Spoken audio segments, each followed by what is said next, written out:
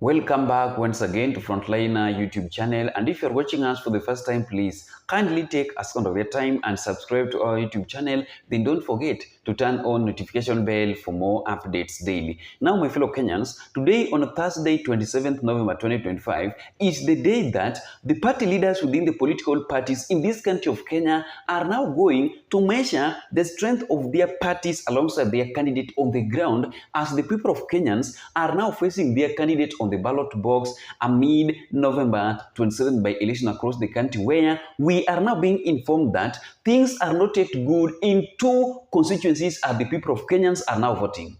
And that one is happening in Malava constituency and Mbeere North constituency, where in Malava constituency, we are now being informed that DAP candidate Seth Panyako have been attacked and his life is in danger after his family and his workers were seriously attacked by some of the goons that were being linked up by Farouk Kibet and UDA party. And that one is happening because of the organic relationship that Seth Panyako is having with the people of Malava constituency amid the by-election that is now happening across the country. And before we proceed with this analysis, I want you to watch the current situation in Malava constituency and also the current situation in Mbeere North constituency. And before you watch the video, please ensure that you like our videos. When you like the video, you automatically shows your support on what I'm doing on this platform.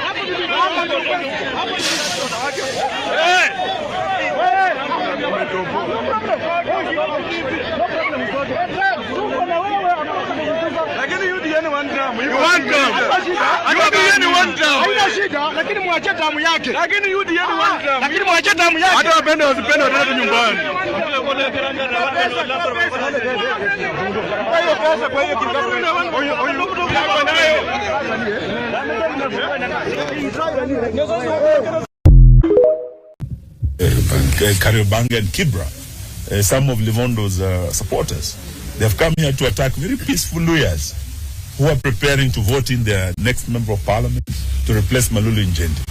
And we want to tell the IG of police, the police are being used as a tool of violence against citizens of Kenya. And they are working in cahoots with known goons.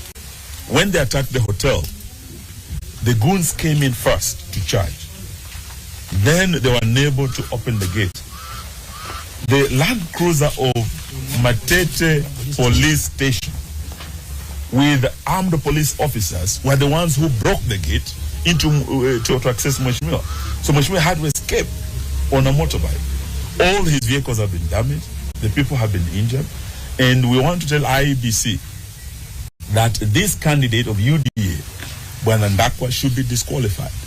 To go to the extent of actually wanting to harm his opponent, who is the people's choice, cannot be left unchallenged.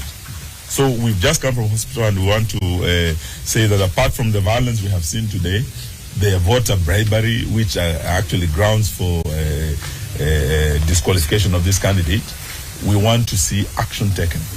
Yes. Perhaps you can also speak to the candidate, that is the DAP Kenya candidate, Seth Panyako. Mheshimiwa, what exactly happened? Maybe you can just give us a first-hand information of what transpired yesterday. First, I had information that the police were planning to raid our hotel. And I went to social media and I said the police are planning to raid our hotel. And then I thought it was just a joke. So I said, I'm here, I'm taking something, waiting for the police. Because I believe when the police come, they will come and give you the charges, if they are search warrants, or whatever they have, so that they can be able to access your premises. But the police did not show up. Around 8:30,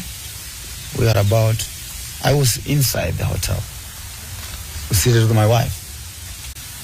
And then I was informed that Stanley Vondo had arrived, and he wanted to see me. So I went out the door, and he called me. I've never sat with Livondo. I've never greeted him. I've never met him actually in my life. I just see him. I used to see him dishing money in choppers. And I've never been close to him. How he called out my name, and he told me, come. And I told him, I can't come. I'm in my home. That hotel is mine, so it's my home. So I retreated back to the hotel, and I told my assistants, tell Livondo to come in. And when they told him to come in, he refused. And he had actually doctored his number plates for the vehicles. He had put sellotape, the black one, so that if it's a T, it looks like a P. And my people told him, look at your vehicles. Why have the number plates been doctored? You know, they have been moving around with numberless vehicles, bribing people, threatening people, causing violence. I've reported to IBC so many times. Nothing has happened.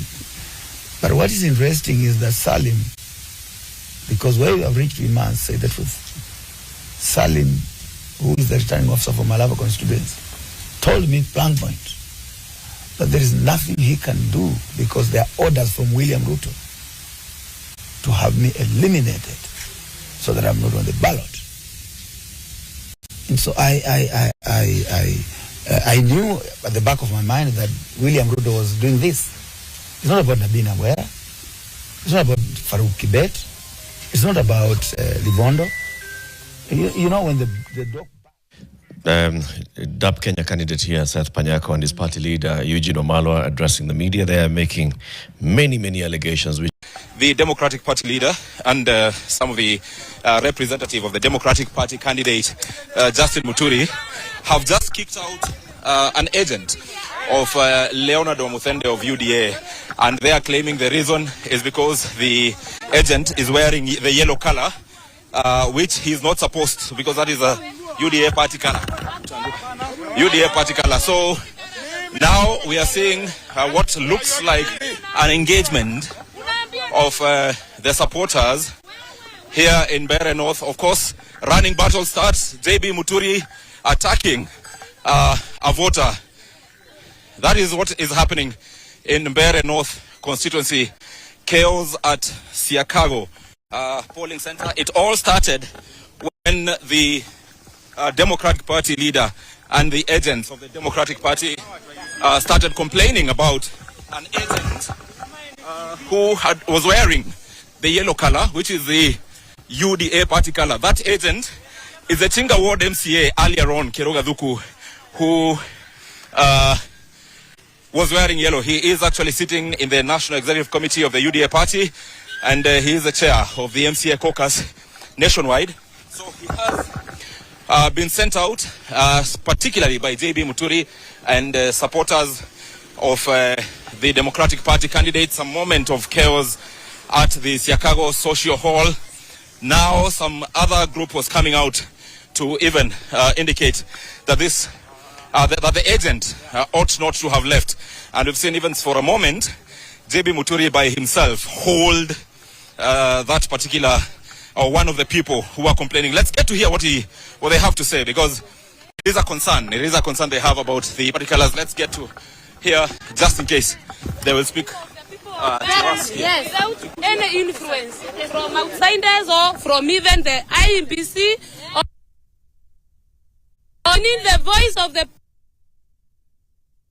being compromised or people being intimidated. What is the problem? The problem is we have people who are wearing party colors and they are bribing people so that they can divert the will of the people. People of Mbeere, there's the time to rescue your people. The gentleman who was wearing yellow. Allow me to ask party leader. The gentleman who was wearing yellow is the MCA for Chinga, and he sits in the UDA National Executive Committee.